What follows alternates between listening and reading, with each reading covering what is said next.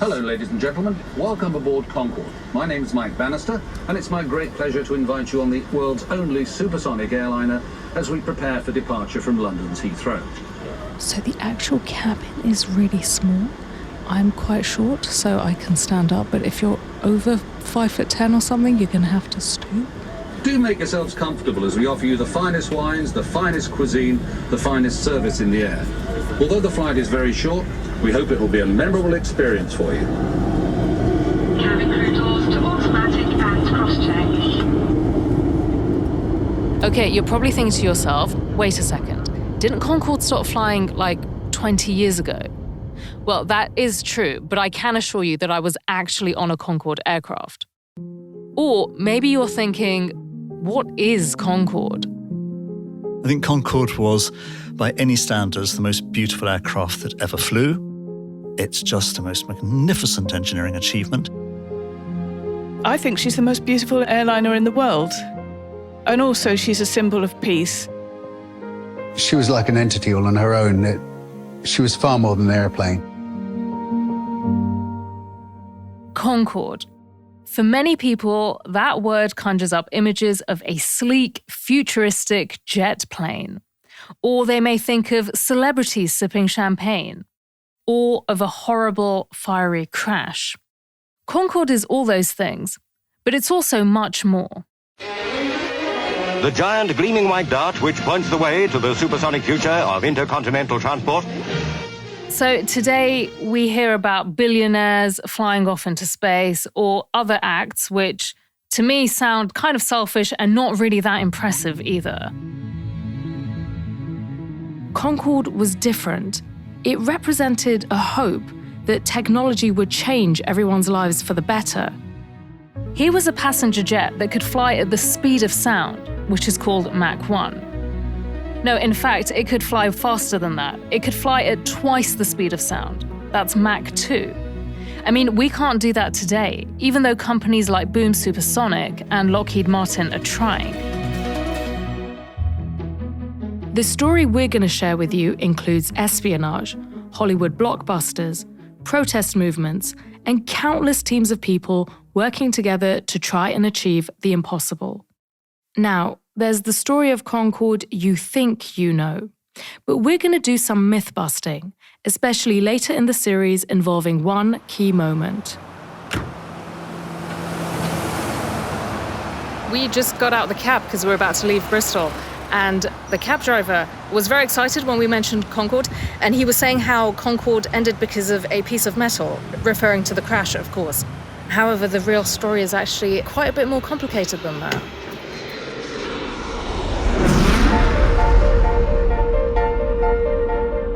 My name is Nasran Tavakoli-Farr, and I'm a journalist and podcast host. I absolutely love delving into the personal and societal forces that shape our lives. And this is Teamistry, an original podcast from Atlassian, makers of collaborative software including Jira, Trello, and Confluence. So, naturally, we're going to focus on the teams of people who designed, built, and maintained Concorde, a story that no one's ever told. We're going to be spending all 6 episodes trying to answer the question, how do you make an impossible airplane?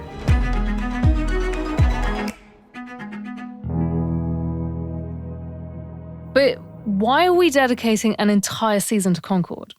Here's Pedro Mendez. He's been the lead writer and producer of Teamistry since the show began. And you're going to hear his voice throughout this series as we travel together through Britain and France. Hey, Pedro. Hi there, Naz. So tell me, why Concorde? Well, I think it's such a Teamistry story. You have 2 teams in 2 different countries trying to build something in a completely new way, something extremely high tech. And it's before the internet. It's before really computers. In fact, they're doing it all with like paper and pencils and slide rules. But also, Pedro, I mean, you absolutely love Concorde. You've shown me photos of models you've built, and you just know so much about it. Yes, I'm a complete Concorde nerd, which is why I cannot tell you how excited I am to see one up close. I saw one when I was a little kid because Concorde used to fly over Toronto in the air show, but it was so far away. But even then, I was just amazed by it. And it's funny because A lot of the people we speak to on this series, whether it's writers or aviation experts or engineers, they also have like a story of wonder of when they first saw Concorde. I'm on a flight, probably with my brother, full of noisy school kids down the back end of a Gulf Air TriStar, trundling around Heathrow. And then there's this amazing shape just outside the cabin window. And she just looked like something from the future. She was so beautiful. I was 7 when I heard the first time of Concorde. It was in Science et Vie, which was a journal about science, and there was a big picture of Concorde. All the classical aircraft were straight and sharp, and this one was, there was a curvature on the wing. That's the reason why maybe I found it very pretty, I don't know. When the Concorde flew over at about 4 o'clock in the afternoon in London, they'd point up at the sky and say, look, there's Concorde. Not a Concorde, that's the important thing, Concorde. It was always as if there was only one of these machines.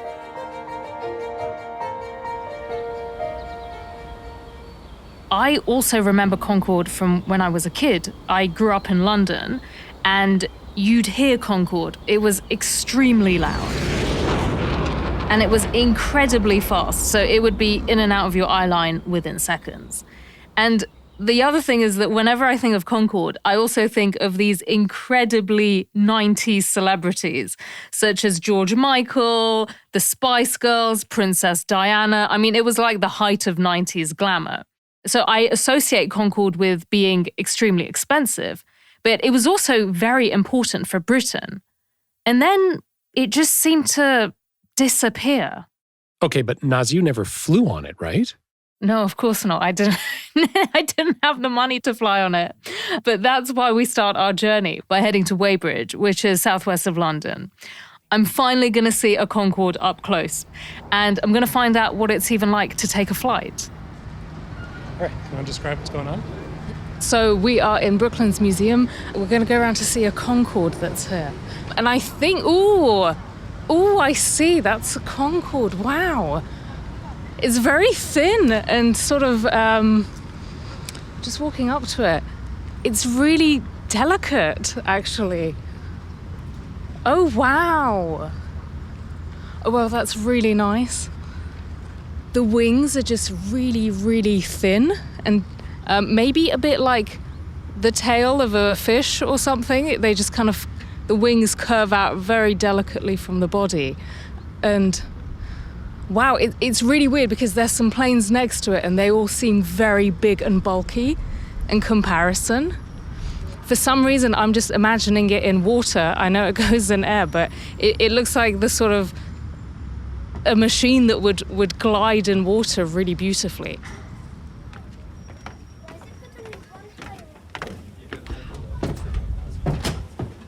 Oh, it's so tiny. Wow. So we're just going into the cabin, and oh wow! So there's 2 rows of seats on each side. It's very compact. We can hear some music. Sit down. Okay, so I'm gonna grab a seat here. Just looking around, so the actual cabin is really small. I'm quite short, so I can stand up, but if you're over 5'10" or something, you're gonna have to stoop. But now that we've sat down, it's actually surprisingly roomy. I've got a lot of space to stretch out my legs, really. It's like being in premium economy or something like that. Hello, ladies and gentlemen. Welcome aboard Concorde. My name is Mike Bannister, and it's my great pleasure to invite you on the world's only supersonic airliner. Do make yourselves comfortable as we offer you the finest wines, the finest cuisine, the finest service in the air. Although the flight is very short, we hope it will be a memorable experience for you. Cabin crew doors to automatic and cross-check. The windows are really small, so I can pretty much cover it with my hand. That's just how small they are. Ladies and gentlemen, once we line up on the runway, we'll be opening up our full Rolls-Royce engines to full power, and you'll feel the reheats kick in. We'll accelerate very quickly through 100 miles an hour, and within 40 seconds, we'll be at 250 miles an hour. Speedbird Concorde 1, clear departure, runway 27 left. Speedbird Concorde 1, clear to take off 27 left.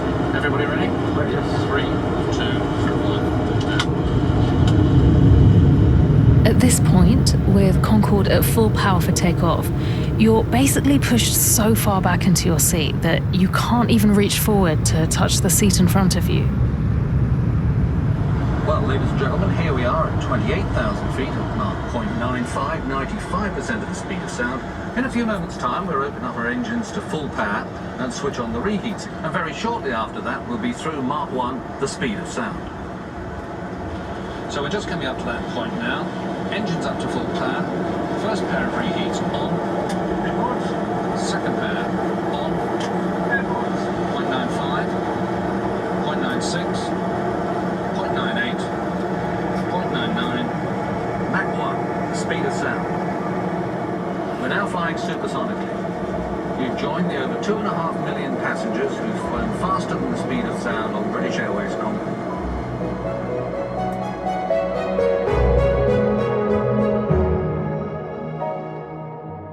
So, to tell you the truth, while I really was on Concorde, we didn't actually take off. We didn't even move.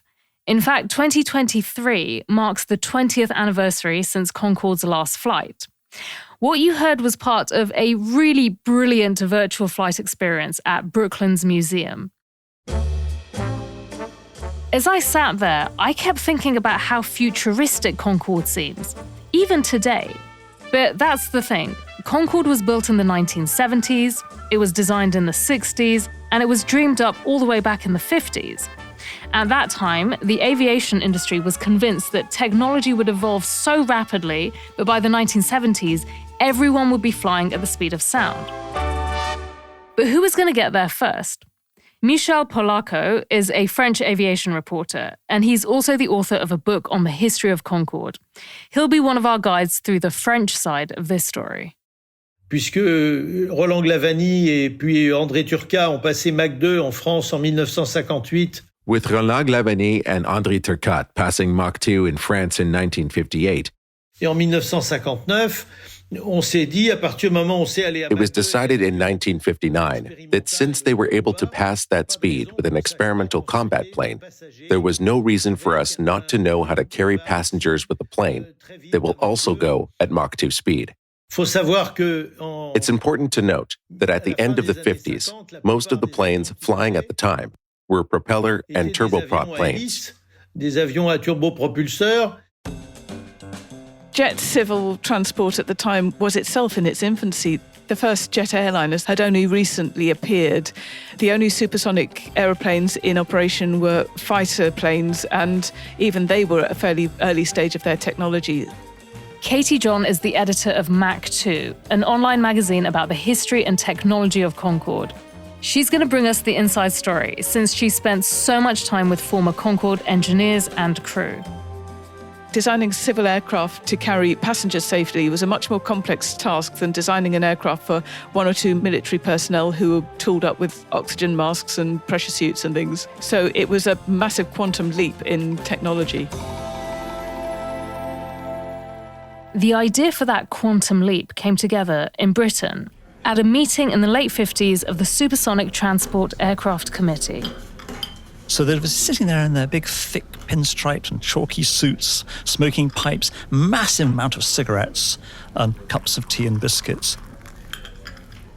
Jonathan Glancy is the author of Concorde, The Rise and Fall of the Supersonic Airliner.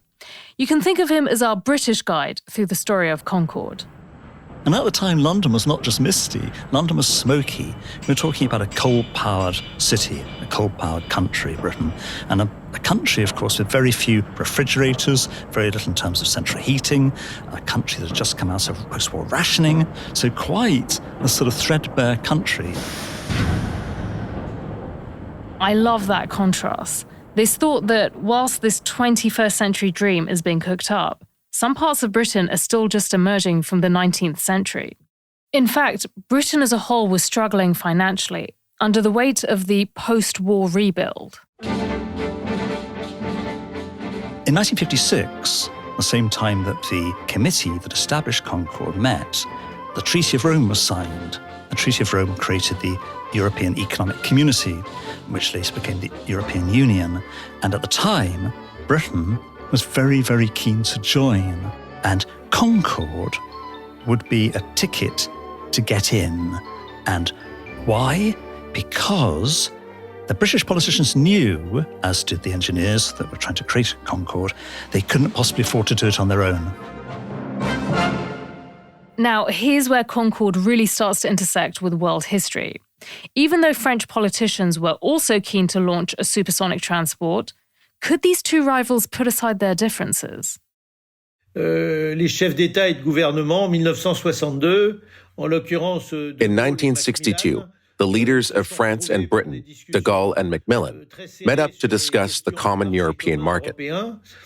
Et de Gaulle a proposé aux Britanniques And de Gaulle proposed to the British that they build a supersonic plane together to revive their respective aerospace industries with an extremely modern product that would be more modern than everything that was being done around the world. C'est-à-dire en Union soviétique ou aux États-Unis. Especially in the Soviet Union and the United States. At Lancaster House, the aviation minister, Mr. Julien Aymeri, in company with the French ambassador, almost crooned in admiration over the brainchild of their two countries. On behalf of their governments, they signed the agreement for the joint development and production, a foretaste perhaps of common market cooperation. In this country, at least, Concorde won support from both the right and the left of our political spectrum. The right wing because they could see it as an icon of national pride, and the left wing because they could see it as an icon of international collaboration. But while joining the European community was part of the hopes for this new supersonic transport, politicians had a more deep-seated reason as well. It was about the fear that the very complex and yet very, very advanced British aviation industry would be beaten completely by the Americans. In order to compete with the growing power of the US aviation industry, Britain and France would have to join forces. But even though they'd been allies during World War II, before the war, and for centuries, they'd actually been rivals. Katie John. I think each side was equally committed and each side had an equal amount of misgivings. And what happened was that the British managed to include a clause in there to say that if either side backed out, they would have to pay massive compensation to the other side, because they weren't sure how committed the French were. The French had their own misgivings about the British. So, the British Overseas Airways Corporation, a forerunner of British Airways, they actually put in an order for an American version of a supersonic transport, all while Concorde was being developed. And we're going to hear more on that in the next episode. The rivalry even extended to the name of the project. My wife's uncle was a man called Frank Clark, or Nobby as he was known, and he was Chief Publicity Officer for British Aircraft Corporation at the time. That's Nigel Ferris. He worked as a clerk in the hangars where Concorde was being built in the 60s, and he's a lifelong champion of Concorde. He gives tours, he writes articles, he meets up with people like me and Pedro and tells us everything he knows, and we're going to hear a lot more from him in the next episode. But for now, Nigel tells us how the iconic plane got its contentious name. And that's by looking up the words agreement and cooperation in a thesaurus. Frank and his family sat down one night to find a name. And his son, Tim, who is obviously my wife's cousin, came up with the word Concorde, C-O-N-C-O-R-D. Well, that sounds a good idea. Frank said, I'll put it to the bigwigs tomorrow. And it was after months and months and wrangling and so on, this and that. It was decided that what it was going to be. And Concorde became Concorde. Throughout the 60s, the name was actually a bone of contention. The French spelt Concorde with an E at the end, and the Brits refused to do this. In the end, the Brits gave up, and this was one of many compromises that the project would require.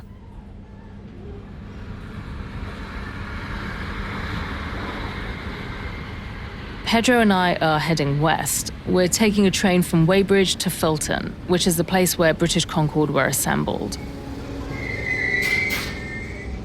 Our destination is Aerospace Bristol. It's a museum built around Concorde. And I mean that literally. The main hall, which looks like a small hangar, is long and angular so that it perfectly houses British Airways Concorde BOAF, which is the last to have ever flown. We're here to find out more about the challenges that faced the designers who were tasked with building a supersonic passenger jet. So I think the best image that I've ever heard about this is that wanting to fly a supersonic passenger jet out of a commercial airport is like taking an F1 racer to the mall, the shopping mall. Yeah. The guy laughing there is John Britton. He started working on Concorde in 1966 in the design office. He went on, 30 years later, to become chief engineer of the British Concorde fleet. Now, despite this important-sounding title, he's actually really affable. John can be lighthearted about the most serious stuff, and he always has a look on his face like he's about to tell a joke. Now, the point Pedro made about Concorde being like a Formula One racer at the mall is not an exaggeration. The challenges that Concorde's designers faced were massive, exactly because of this mismatch. They needed to design a plane that could take off and land from regular airports, even though supersonic jets usually need much longer runways. And whilst other supersonic jets were flown by fighter pilots wearing sort of astronauts gear, Concorde would have to accommodate luggage, food trolleys, bathrooms, and, most importantly, passengers not wearing flak suits. And they needed to do all of this whilst being profitable. John takes us first to the wing of Concorde, which looks kind of like a thin, swooping triangle. Supersonic wings, traditionally, they're not good for takeoff and landing. A supersonic wing is optimized usually for supersonic flight and different to a subsonic wing. See, normally on a subsonic aircraft, you have high lift devices. That's when you're sat on your aircraft. And if you're sat over the middle of the wing, you probably hear the slat drive motor going yang, yang, yang, yang, yang, yang, yang, under your feet, and you think, what's that? The slats run out and the flaps run out. If you've been on a plane, you've seen that, right? You know, when the wing kind of comes apart and extends backwards. Now, that helps to create extra lift. I should say how lift actually works is incredibly complex, and we could dedicate an entire episode to just that. But simply put, a subsonic airplane wing bends the wind around it, forcing air to travel faster over the top, creating a zone of low pressure above the wing which pulls it up. Those slats and flaps then direct the air downwards off the back of the wing, producing an upwards push. But this has got no slats and flaps because they're extra weight, extra complexity. So you have to incorporate it in the wing. So you can only do that with high angle of attack. Which means that for takeoff and for landing, the plane would need its nose to be way up, but the back of the plane would need to be much lower, kind of like a duck landing on water. Now, at that angle, little vortices, little whirlwinds, form on the wing, and these suck it up. But that really high angle of attack ends up causing another problem.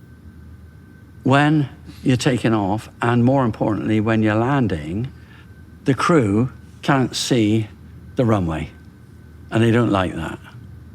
The designers and engineers would have to figure out a way to have both a streamlined nose for supersonic flight, and then some way for the pilots to see the runway on landing and takeoff. But there was another more significant challenge. How do you even get this thing off the ground? So could you tell us about the power plants? We can walk back to the engine, if you like. Concorde's engines are inside something called the power plant, a large rectangular structure which is under each wing. To reach a speed fast enough for the wings to achieve lift, to rise off the ground at that high angle of attack, the plane would have to go much faster than conventional airplanes. Not to mention the speed it would then need to reach Mach 1 and then Mach 2. The plan was to use reheats. Now, reheat, another name for it is afterburners. And afterburners are when jet fuel is sprayed into the back of the engine, literally into the exhaust fumes, which burns like crazy and gives the plane lots of extra thrust.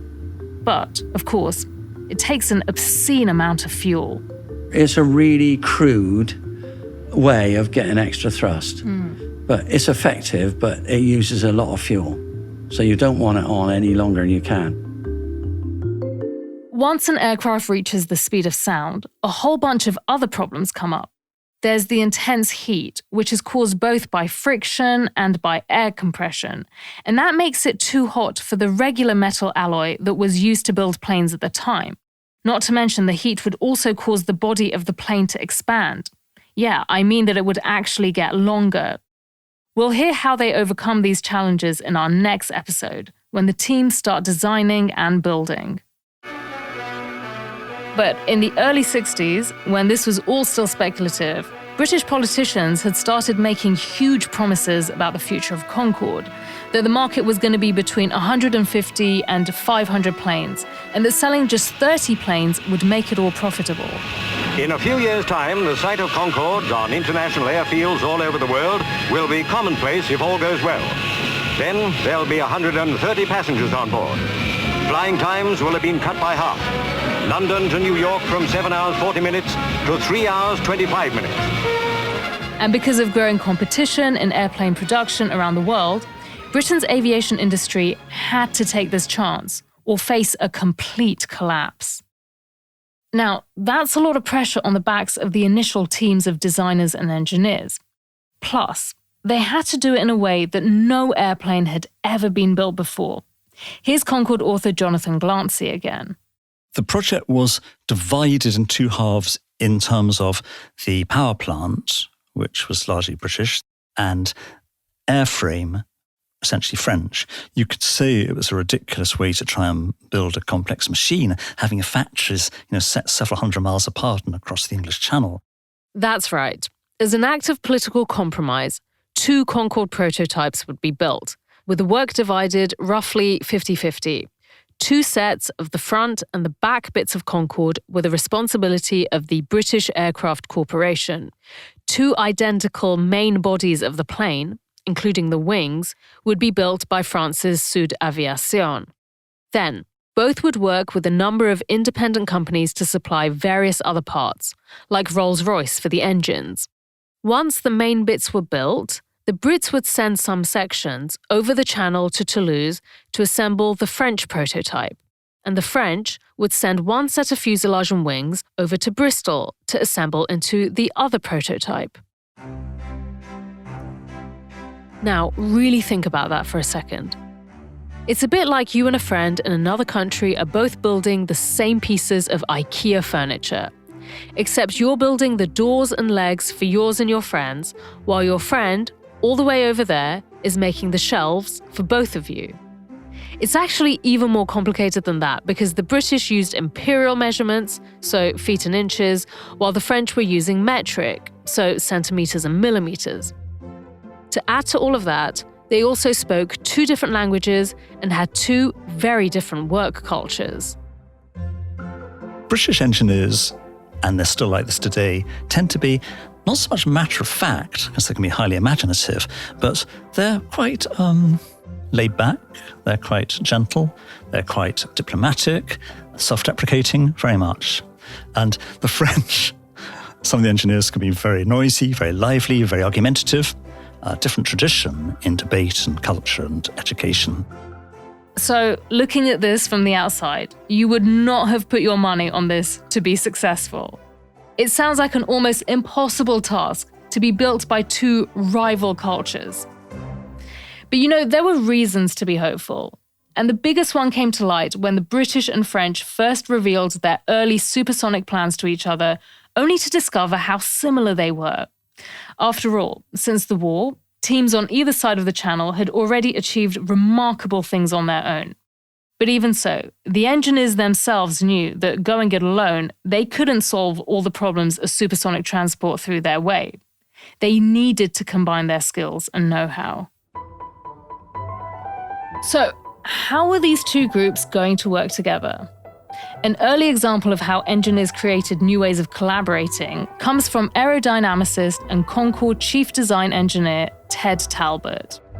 In 2013, Ted published a memoir called Concorde, A Designer's Life, And that's how we're going to take you back to the early 60s and the first formal meeting of French and British engineers to tackle the problems of a supersonic power plant.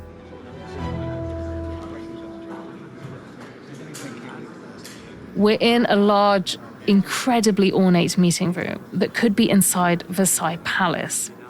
There's about 20 engineers here who don't speak each other's language. Now, the first thing they need is someone who will take charge.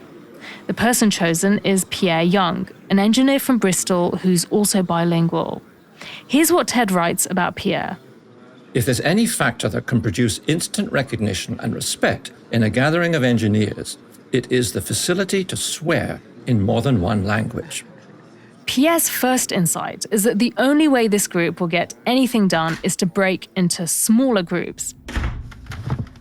Ted and two Frenchmen are all sent to a rickety table in a somber, dark green room.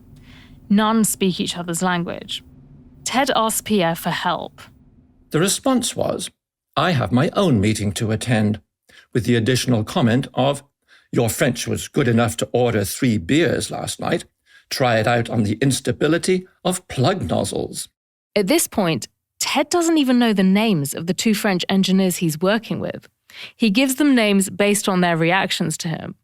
One is sallow-faced and the other is taciturn. Ted starts racking his brain about what to do when he remembers how his old French teacher got him to write everything down. That's what was needed. Paper, sheets of it. The standard pad of British Aircraft Corporation paper worked its miracle. Sallowface sensed that he'd been getting nowhere with his explanations and produced a pencil with which he sketched the details of a jet engine. Then he named each item in French, writing each name on the sheet and carefully repeating the word, waiting for a nod of understanding before proceeding to the next. When he'd completed the labeling, he handed the pencil across the table. Taking the pencil, I wrote the English equivalent under each word at the same time as saying it out loud, this being the correct way to address foreigners. Having finished, the pencil was handed back to its owner, who nodded his approval and smiled at his companion, a rather somber individual who nevertheless had followed each move with the greatest interest. Excitedly, the 3 engineers get more sheets of paper and they draw more parts of the power plant, covered with symbols and numbers. The atmosphere in the room had changed. It became apparent that there was a will on both sides to succeed in exchanging as much information as possible in order to assess the background and ability of each other's organization. The language of mathematics was common to all. By the end of the day, all 3 of us were both elated and exhausted.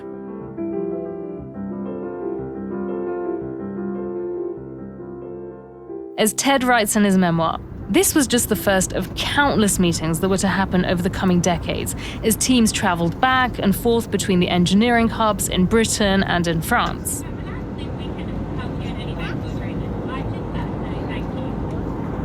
So right now I'm taking a flight to Toulouse and we're over the English Channel, and I just realized that I'm basically recreating the milk run that engineers and various other people who worked on Concorde used to do every week in the 60s and early 70s.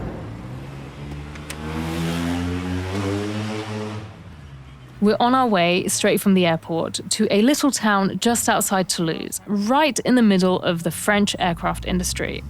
We drive past Airbus and a bunch of other aviation companies, and it's so close to the airport that planes are flying over every few minutes. This is their place here with the blue. We're heading to Dudley Collart's house. Number 6. He was a central part of the team who worked on aerodynamics at Sud Aviation. Basically, he helped design Concorde. There we go. Thank you. So we've come to see Dudley Collard, and a very beautiful house with the light blue wooden shutters outside the windows.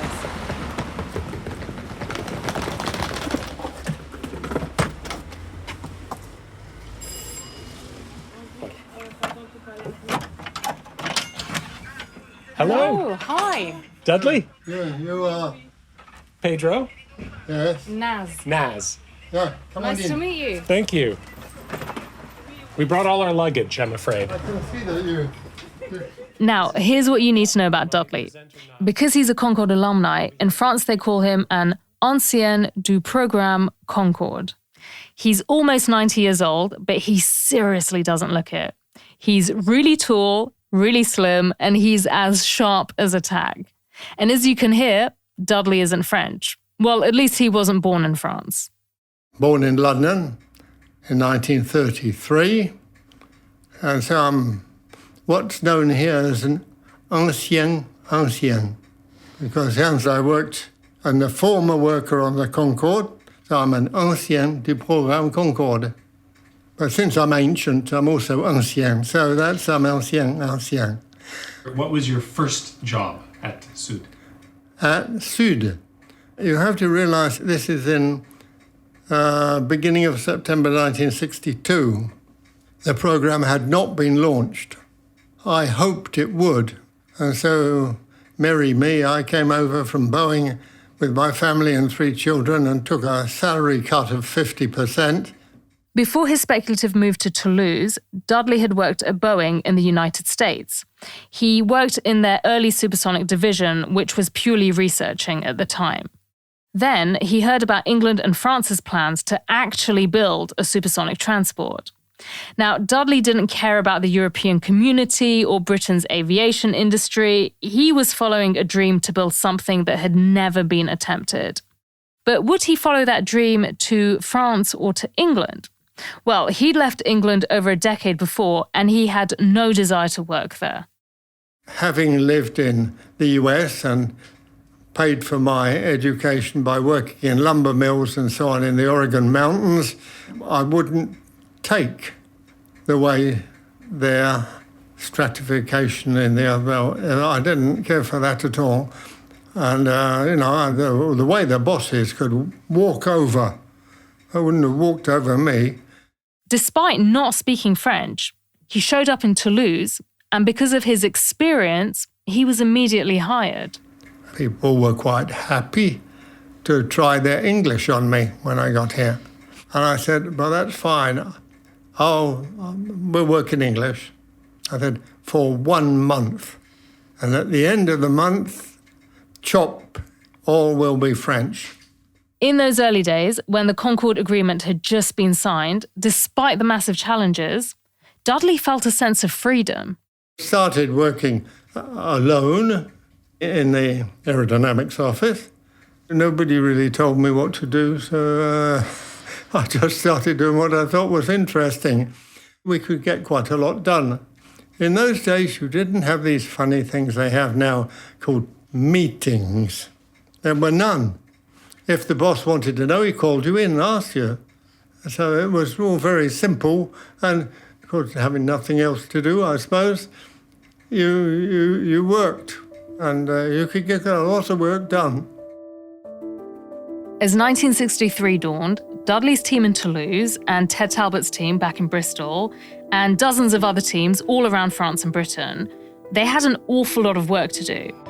How would they design the wings, or build the power plants, or deal with the heat of supersonic flight? And this was all with the future of their country's aviation industries hanging in the balance. So we didn't say it wasn't. You never say that things are impossible. Concorde, of course, was impossible. You don't say that, but you can see all these problems and you think, my gosh, I've not a clue how they're going to get over these.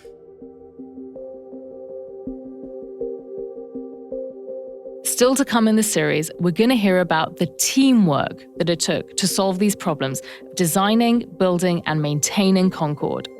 It's a story that involves so many twists and turns. It includes espionage, colonialism, glamorous celebrities, a terrible crash, 9/11, and constant uncertainty. Every time it did high-speed taxi tests, we didn't know whether it was going to be the first flight or not. So you were holding your breath.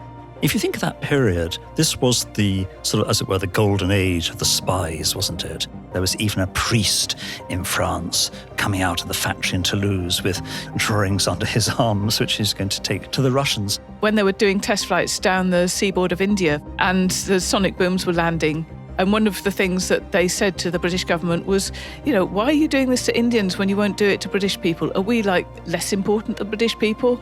The likes of Michael Jackson, Paul McCartney, Mick Jagger. I told Mick Jagger off once because his kids were running around the airplane. Attention, Concorde 4590, vous avez des flammes derrière vous. Concorde 4590, you have flames behind you. Absolutely horrific moment in Concorde's history and in those people's lives. It was a terrible impact on the team who'd been working so closely on the aircraft. So, it was emotionally a very difficult thing. The shock of 9/11, in which the aviation industry as a whole took a massive hit. We're going to hear about all that, including the possible return of supersonic passenger flight, over the next 5 episodes of Making an Impossible Airplane, The Untold Story of Concorde, Season 4 of Teamistry, an original podcast from Atlassian.